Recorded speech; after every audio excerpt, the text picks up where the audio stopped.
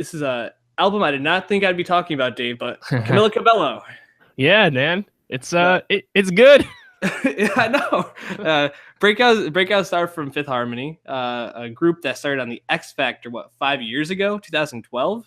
Yeah, it was what do you call it? A manufactured pop group, pop quintet. And Camilla was the breakout star. She became the most famous person early on. And then she broke away from the group about a year ago now.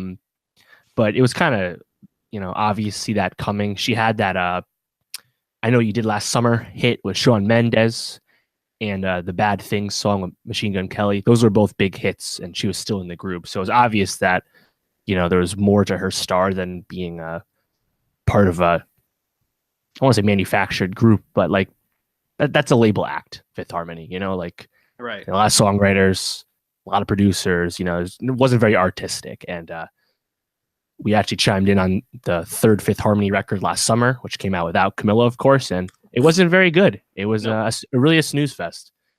And I didn't know what to expect from Camilla's solo record because she doesn't have the strongest voice, She's not Katy Perry or Demi Lovato, but she knows how to use her voice well, which I think is, it's a big standout on this record, which was, a short but surprisingly effective debut. I was very impressed. Yeah, especially this album was supposed to drop in October, and they ended up pushing it back a couple months. So when she first started making this album, she started recording with like Pharrell, a couple of other high-profile producers, but she ended up Diplo. Yeah, Diplo. She ended up really making a pretty toned down album. Like there's not a lot of, I wouldn't say there's a lot of crazy production in here. No. There's a lot of auto-tune on her voice, which, talking about her not being the strongest vocalist makes sense. But overall, this album, it's minimalist. It's fun to listen to. So I think there's some strong, some not as strong, but overall a solid first solo album for Camila Cabello. Any songs that stand out to you on the album? Oh yeah, I think Into It, the last track, is probably her next big hit. I think that's pretty preordained at this point. I also really liked In the Dark, the song before that. I really think it ends really strongly. Havana, obviously the big smash hit lead single that is up to number 2 right now. I imagine with the streams from the first week's sales, it'll hit number 1.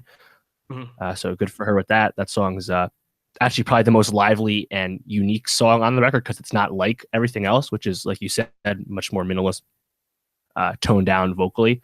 But yeah, I mean, I didn't expect her to be quite this much of a commercial force. She broke the record by going number 1 in 100 countries on iTunes, which is a record for a female artist. Yeah, and she's only the 11th person to ever do that. 11th artist ever.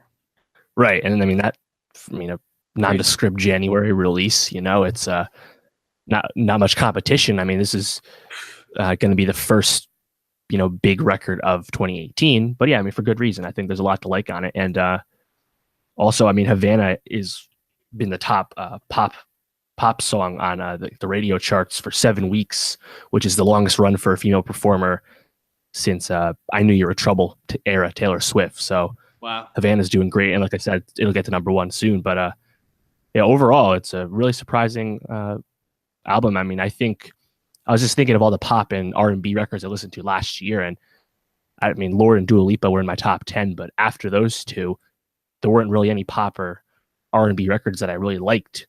I mean, this would probably be really high up on my 2017 list for that genre. Yeah, and we're going to be talking about our most anticipated albums of the year, but kind of a look at the landscape and people that are either rumor album confirmed coming out this year. It looks like the biggest pop female singer would be Ariana Grande. Yeah, Ariana, and then after that, probably Selena Gomez. The album's supposed to be coming soon, but yeah, it's just those two. Yeah, and then I mean, those are her contemporaries: Sky Ferrara, Carly Rae Jepsen, also, and Madonna said she might drop an album this year. Yeah, I saw that. We'll see. We'll let that come out first. She said after a year of being a house mom in Portugal that now she's ready to drop an album. Sounds like she's got a lot to talk about. Inspiration.